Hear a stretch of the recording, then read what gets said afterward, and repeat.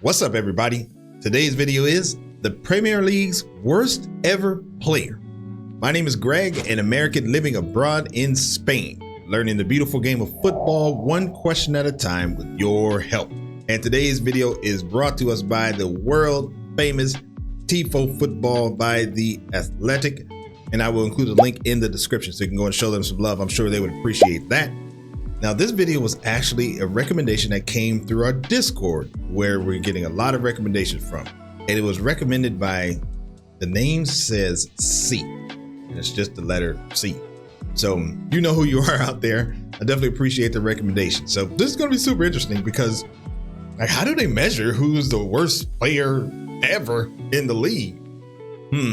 That's going to be super curious to see what this is about. Like, is this a real thing? Is it really a worst player ever? I don't know. We're definitely gonna check it out. Before we get going here, just take a quick second to go ahead and like the video. That really helps the channel. And besides, it lets me know that you really like what we're doing here. Okay, well, this is going to be interesting, but I am ready to go. Let's go. Now get a 30-day trial to experience The Athletic for free. Visit the link in the description below to try it now. In 1996, there were no YouTube compilations. There was no Y-Scout, Transfermarkt, or even much of an internet, meaning that the conditions were ripe for one of the greatest deceptions the Premier League has ever known. That's interesting. I almost kind of feel something that obviously couldn't be researched. I don't know. I don't know. Because he said the internet and all that stuff, so that means somebody couldn't see what might have been the answer or something. I don't know. So let me calm down, okay? The story of its worst ever player. It was the 1996-97 season, and Southampton were waging their annual battle against relegation. They were under the new... Oh man, come on. Southampton had an annual battle. They still have an annual battle with relegation. Oh, that's sad. New management of Graham Souness, and after an awful start, with the team taking just 2 points from 7 league games, they'd enjoyed an unlikely late autumn bounce, winning 3 of 5 games to shoot up the table. Reality was just around the corner though.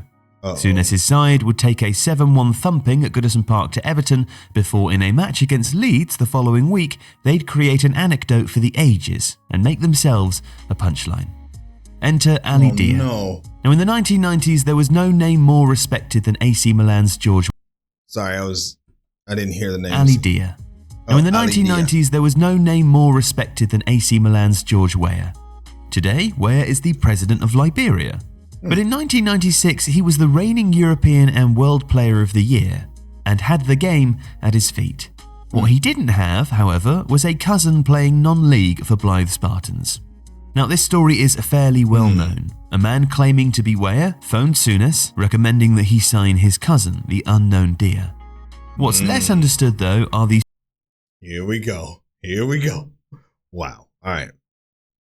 Recommending that he sign his cousin, the unknown Dia. What's less understood, though, are the circumstances that led to him actually playing in the Premier League, or how many other clubs might have fallen victim of his hoax. Dia actually had a trial at Coventry City, but he was let go quickly after a less than impressive showing in training.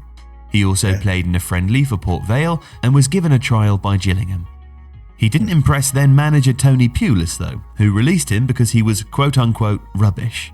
Harry Redknapp also received calls about him when he was managing West Ham, but smelt the deception and declined the offer. Souness's Southampton, meanwhile, were either considerably more naive or much more desperate. They had 2 available forwards at the time, Matt Le Tissier and Eagle Oestenstad. And Dia, who the mysterious George Weah had claimed to play with him at former club Paris Saint-Germain, and also for Serie A side Bologna, was given a month-long contract. Wow. Reports in the British media also claimed that he had played and scored for... I mean, why did I not think of that? Like, I could have been, I don't know, NBA or head coach of some D1 school for basketball or something. That's where I went wrong. Should have made a call. Contract. Reports in the British media also claimed that he had played and scored for the Senegalese national side. Now, none of that was actually true, and yet he signed a contract worth several £1,000s at the Dell, and within a week, he would make a matchday squad. Not that the Southampton players were blind. Those who trained with Dia observed that he wasn't too bad in small-sided games, but stood out badly during other drills. Some interviewed in the years after admitted to thinking genuinely that he'd won a competition to train with them. And Dia would have a big stroke of luck. He was scheduled to take part in a reserve game in the midweek ahead of the Leeds United match, and had the game gone ahead and his clumsy touch been exposed, that would surely have been the end of the road.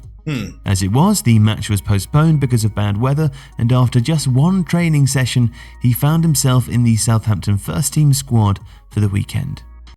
What the hell? The first team squad? Well, I mean, they were bad or not good, so maybe they were just desperate for something. But man, he went up to the first team squad. He found himself in the Southampton first team squad for the weekend, and he would come on. Dia's talent may not have been real, but Southampton's striker shortage very much was. And so when Matt Le Tissier pulled his groin, Souness was left with little choice but to send on his new number 33, who had not played for PSG, Bologna, the Senegalese national team, or any other team of professional note. Dia would actually have a shot on goal, which was saved at the near post by former England goalkeeper Nigel Martin. But his performance was shambolic, and that he didn't belong was clear.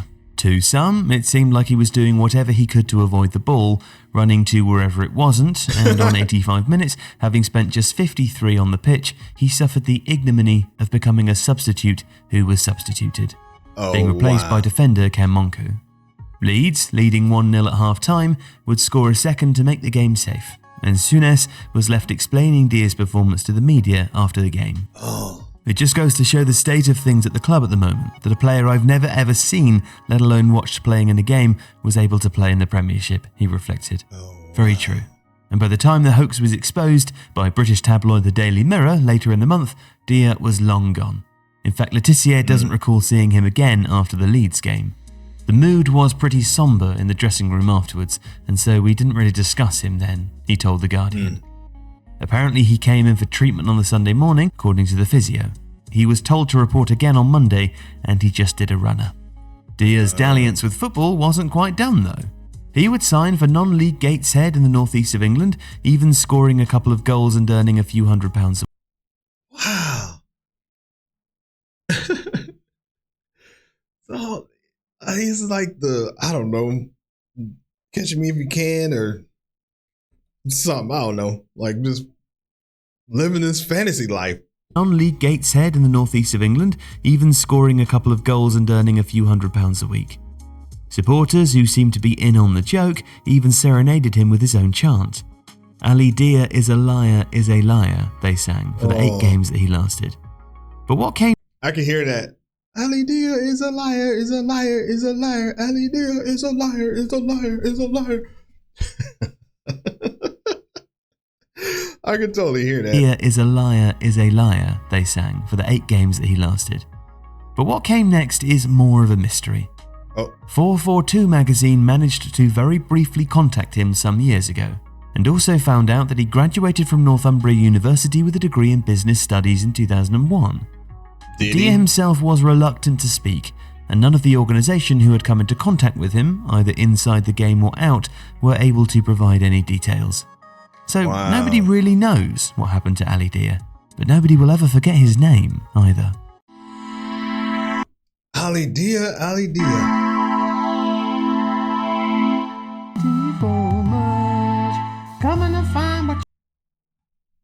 If anybody out there knows, this looks like a T4 commercial. So, okay, if anybody knows what happened to Ali Dia out there, let us know. That is super interesting. That's a very interesting story. So, man, that's crazy. I guess back then you can kind of get away with a lot because, like he said, there was no compilation videos, there's no Twitter or TikTok, none of that stuff where you could just search somebody's name and find out all kinds of stuff about them. So again, this was a recommendation, so I appreciate that. C. is who recommended it. Go ahead and leave any comments that you might have. Like the video, that's super helpful. You can subscribe if you'd like to. Just pick one of those, but liking always helps. As always, thanks for stopping by, and we will see you on the next video. Peace.